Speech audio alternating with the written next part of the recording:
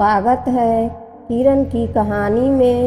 एक शहर के डीएम और एसपी साहब मजदूर का भेष बदलकर और अपनी शर्ट के बटन में लाइव कैमरा लगाकर अपने ही शहर के एक पुलिस स्टेशन में पहुंचते हैं अपनी गाड़ी चोरी हो जाने की रिपोर्ट लिखवाने के लिए। जाकर देखते हैं कि पुलिस स्टेशन के जो दरोगा साहब होते हैं वह कुर्सी पर बैठे हुए चना चबा रहे थे। अपने पैरों को उन्होंने टेबल पर रखा था और शर्ट के बटन खुले हुए थे जैसे कोई गली का गुंडा हो। इस तरह से वह थाने में बैठे हुए थे। भेष बदलकर जब डीएम साहब और एसपी साहब उनसे अपनी गाड़ी चोरी की रिपोर्ट लगवाना चाहते हैं, लेकिन दरोगा साहब उन्हें मना कर देते हैं। वह रिपोर्ट लिखने की बजाय उनसे पहले घूस मांगने लगते हैं। दोस्तों, क्या होता है आगे इस कहानी में? क्यों डीएम और एसपी साहब मजदूर बनकर इस पुलिस स्टेशन में आए थे? पूरी कहानी की सच्चाई जानेंगे इस वीडियो में। दोस्तों, यह कहानी है एक शहर की जहां अभी अभी एक नए डीएम साहब की नियुक्ति हुई थी और वह अपनी ड्यूटी को ईमानदारी के साथ करने में जुट जाते हैं और अपना फर्ज निभाने में लगे हुए थे। डीएम साहब के पिता भी एक पुलिस इंस्पेक्टर थे। वो भी एक ईमानदार पुलिस वाले थे। उन्होंने अपने बेटे को पढ़ाई के साथ साथ अच्छे संस्कार और ईमानदारी का पाठ भी पढ़ाया था। ऐसे ही अच्छे संस्कार देकर उनकी परवरिश की थी। उन्होंने बचपन से ही सिखाया था कि बेटा, हमारा ओहदा कितना भी बड़ा क्यों ना हो जाए, लेकिन हमें अपनी ईमानदारी को कभी भूलना नहीं चाहिए। सिर्फ नाम, रुतबा या पैसा हासिल कर लेने से इंसान की इज्जत नहीं बढ़ती। उसके अंदर ईमानदारी का होना बहुत जरूरी है।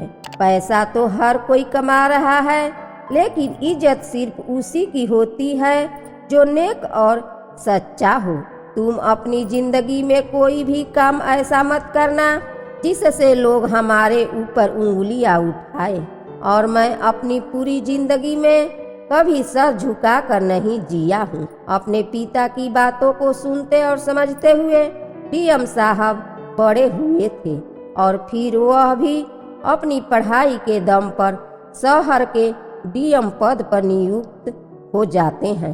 ड्यूटी को ज्वाइन किए उन्हें अभी 2 दिन ही हुए थे कि उनके पास एक पुलिस स्टेशन के खिलाफ काफी शिकायतें आने लगती हैं। शिकायत में लिखा हुआ था कि पुलिस स्टेशन का सभी स्टाफ जो थाने में नियुक्त हैं हमारे किसी भी रिपोर्ट को नहीं लिखते हैं और ना कोई कानूनी कार्रवाई उस पर करते हैं। अगर रिपोर्ट लिखते भी हैं तो पहले रिश्वत के तौर पर पैसा भरना पड़ता है, तब रिपोर्ट लिखी जाती है। इसके बाद भी कोई संभावना नहीं होती है कि हमें कानूनी रूप से मदद मिल पाएगी या नहीं। अब इन शिकायतों को देखते हुए और पढ़ने के बाद डीएम साहब सोचने लगे कि शायद हो सकता है पुलिस स्टेशन और वहां के दरोगा की बदनामी करने के लिए ऐसी फर्जी शिकायत भेजी जा रही, क्योंकि ऐसा अक्सर होता ही रहता है। ऐसे ही 3-4 दिन गुजर जाते हैं, लेकिन फिर से ही शिकायत मिलने लगती है। अब यह शिकायत बार बार आने से डीएम साहब को भी लगता है कि जरूर कुछ ना कुछ तो धांधली थाने में चल रही है। तो वह एसपी साहब को मिलने के लिए बुलाते हैं और उनसे मुलाकात करने के बाद बात को ही बातों में उनसे इस बात का भी जिक्र करने लगते हैं कि आपके इस थाने में ऐसी ऐसी शिकायतें हमारे पास आ रही है। तो एसपी साहब भी कहते हैं कि हाँ, हो सकता है पिछले कई दिनों से मुझे भी शिकायतें मिली हैं, लेकिन मैंने यही सोचकर इग्नोर कर दिया कि हो सकता है यह हमारे डिपार्टमेंट को बदनाम करने की कोई साजिश हो। लेकिन अब आप भी यही शिकायतें अपने पास बता रहे हो तो हमें इस मामले को गंभीरता से देखना चाहिए। इसके बाद डीएम और एसपी साहब इस मामले की जांच करने के लिए फैसला कर लेते हैं, लेकिन जांच पड़ताल करने से पहले वो सोचते हैं कि अगर हम ऐसे ही थाने में जाकर सीधा एक्शन लेंगे तो शायद उन्हें इस बात की खबर मिल जाए और वह हमारे सामने ऐसा कोई काम ही ना करे।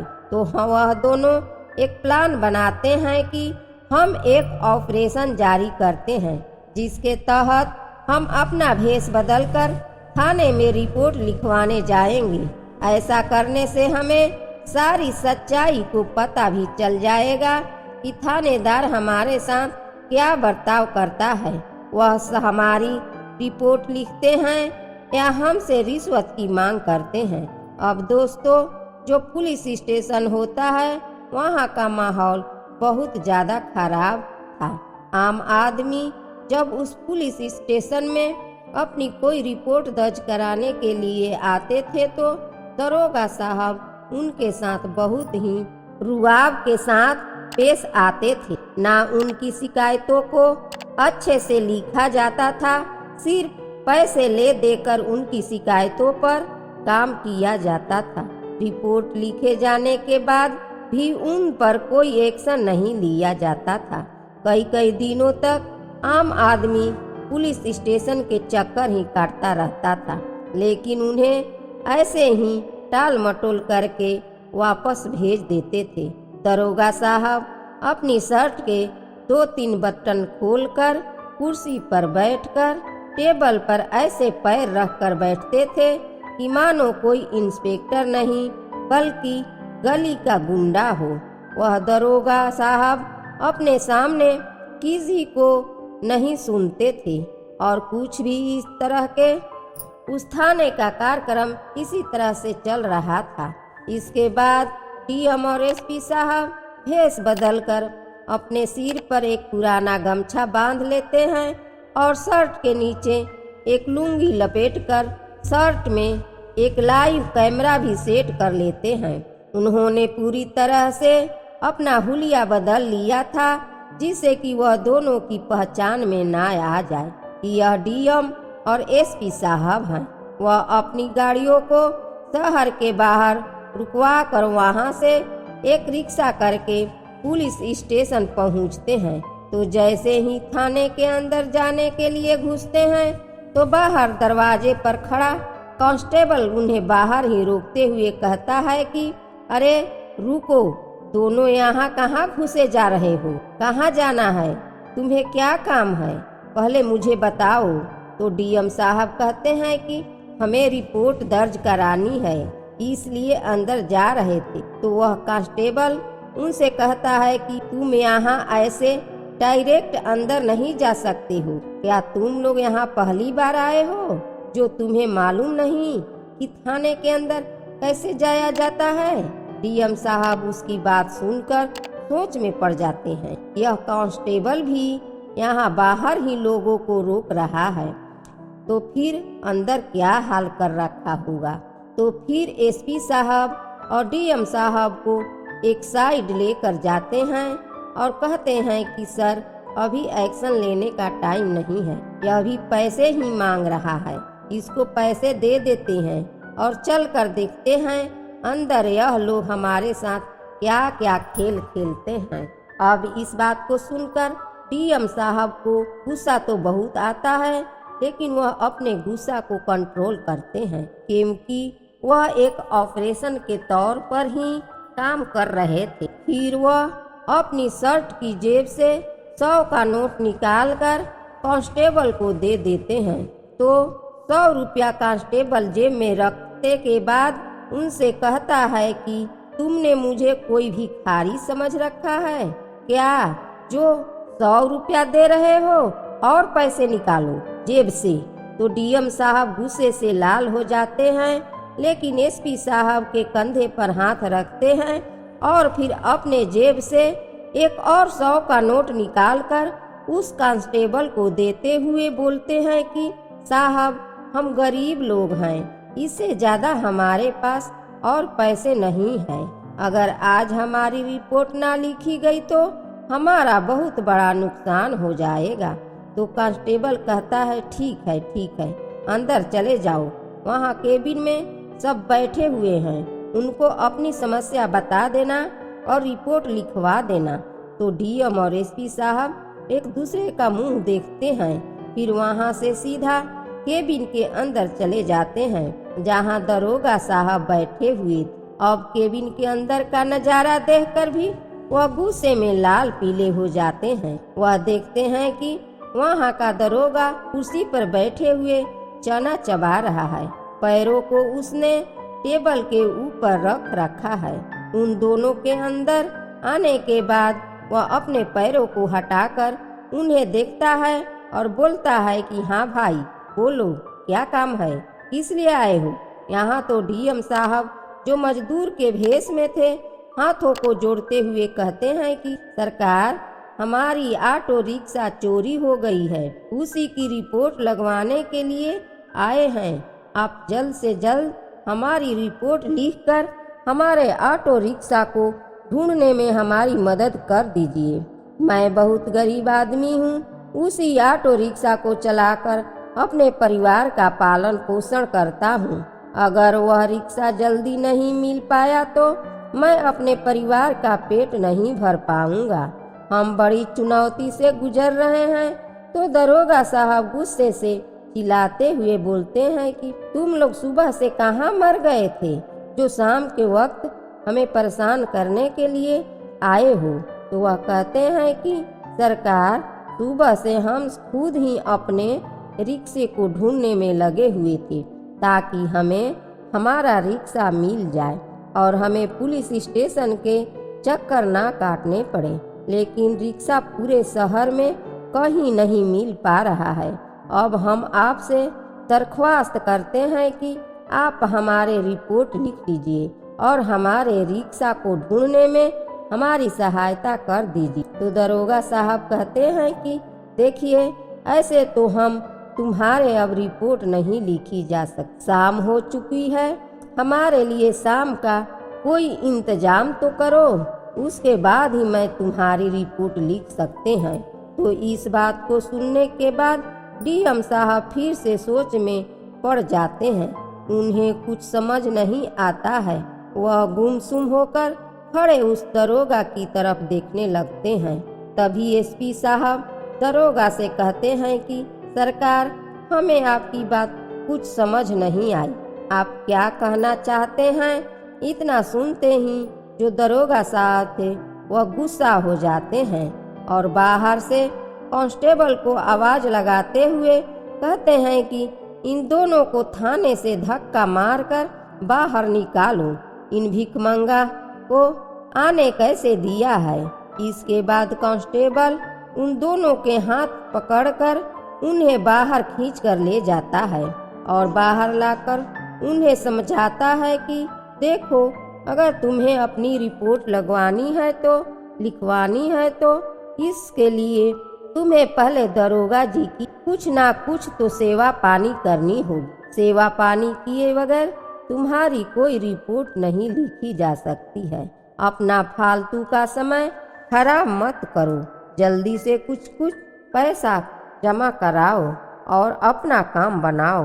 अब इतना सुनने के बाद डीएम और एसपी साहब फिर से केबिन के अंदर जाते हैं और दोनों ही अपनी शर्ट की जेब से कुछ पैसे निकालते हैं और दरोगा की टेबल पर रख देते हैं। तकरीबन 1000 रुपया वह टेबल पर रखने के बाद हाथ जोड़कर खड़े हो जाते हैं। कहते हैं कि हमारे पास इतनी ही पैसे बचे हैं, इससे ज्यादा अब हमारे पास कुछ नहीं है।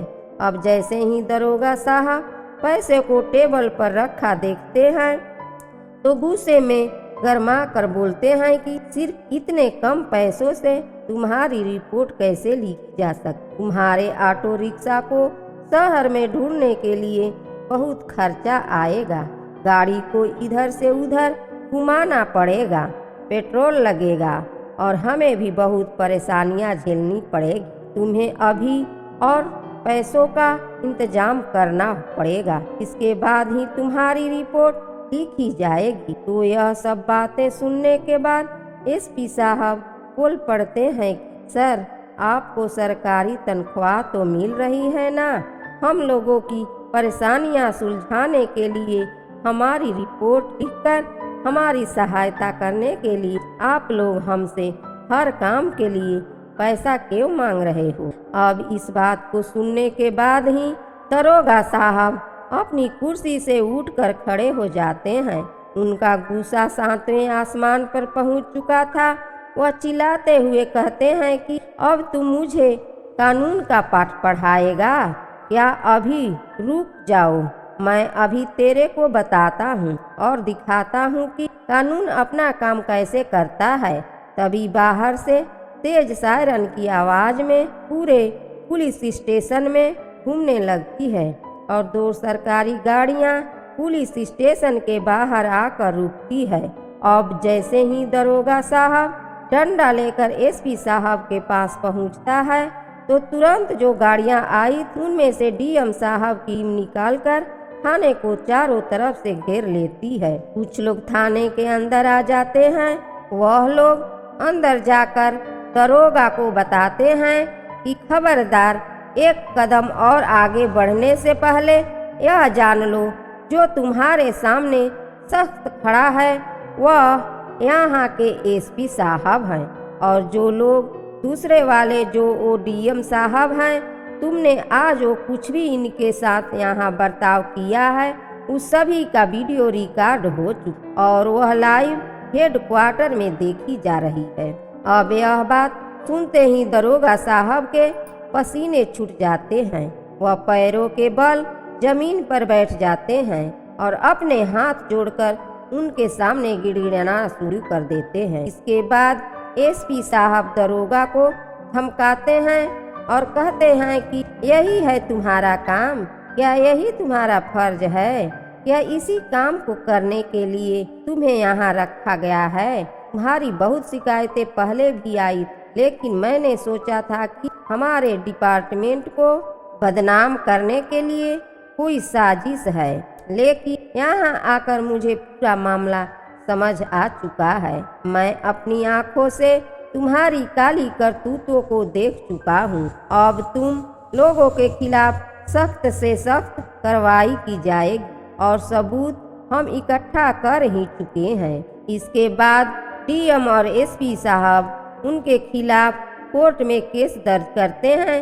सबूत पक्के मिले थे तो पूरे थाने के स्टाफ को सस्पेंड कर दिया जाता है और उनकी जगह दूसरे को तैनात करने के निर्देश जारी किए जाते हैं।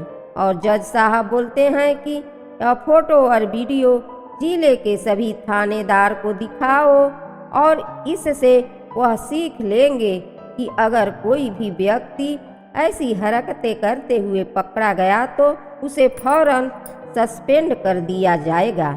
हमें जरा भी लापरवाही नहीं चाहिए। पहले ही पुलिस वालों को बहुत बदनाम किया जाता है। इसके बाद यह खबर सुनते ही पूरे जिले में इसकी हलचल मच जाती है। डीएम साहब भी थानेदार को सख्त निर्देश देते हुए कहते हैं कि अगर ऐसा मामला किसी दूसरे थाने में देखने को मिला तो उनको इसे भी बुरा अंजाम भुगतना पड़ेगा। जो जैसा करेगा उसे एक दिन वैसा ही मिलेगा। वह कहते हैं कि अपनी पर्सनालिटी को बढ़ावा दें और हमारा जो कर्तव्य है उसका पालन करें। ऐसी हरकतों से हमारा डिपार्टमेंट बहुत बदनामी झेल ला रहा है। हमें इसमें सुधार की आवश्यकता है। इसके बाद जब यह बात डीएम साहब के पिता को पता चलती है तो उनका सिर गर्व से ऊंचा उठ जाता है कि उनका बेटा भी अपना फर्ज खूब ईमानदारी से निभा रहा है और यह काम करके उसने समाज में एक अच्छा संदेश दिया है। इस संदेश से सभी अधिकारियों को ईमानदारी की लेनी चाहिए। डीएम साहब के पिता अपने बेटे की ईमानदारी पर बहुत गर्व महसूस कर रहे थे और जब वह अभी डीएम साहब को देखते हैं तो उनका सर गर्व से चौड़ा हो जाता था। उन्होंने एक ईमानदार बेटे की तरह उसकी परवरिश। तो दोस्तों, यह थी आज की कहानी, जिसमें डीएम साहब के पिता ने उन्हें हमेशा ईमानदारी पर कायम रखने की, और उन्होंने भी आगे चलकर ईमानदारी की मिसाल को कायम कर लोगों की सेवा में लगे रहे और एसपी साहब के साथ मिलकर ऑपरेशन जारी रखा, शहर को रिश्वतखोरी से आज़ादी दिलाई। आप क्या कहना चाहोगे डीएम साहब के बारे में? आप क्या कहना चाहोगे एसपी साहब के बारे में? आपकी जो भी राय है कमेंट में करके अवश्य बताइएगा। अगर वीडियो को ज़रा भी पसंद आई हो तो वीडियो को एक लाइक कर दीजिएगा और चैनल को सब्सक्राइब कर दिएगा। मिलते हैं फिर से एक नई इंटरेस्टिंग कहानी के साथ। तब तक के लिए धन्यवाद।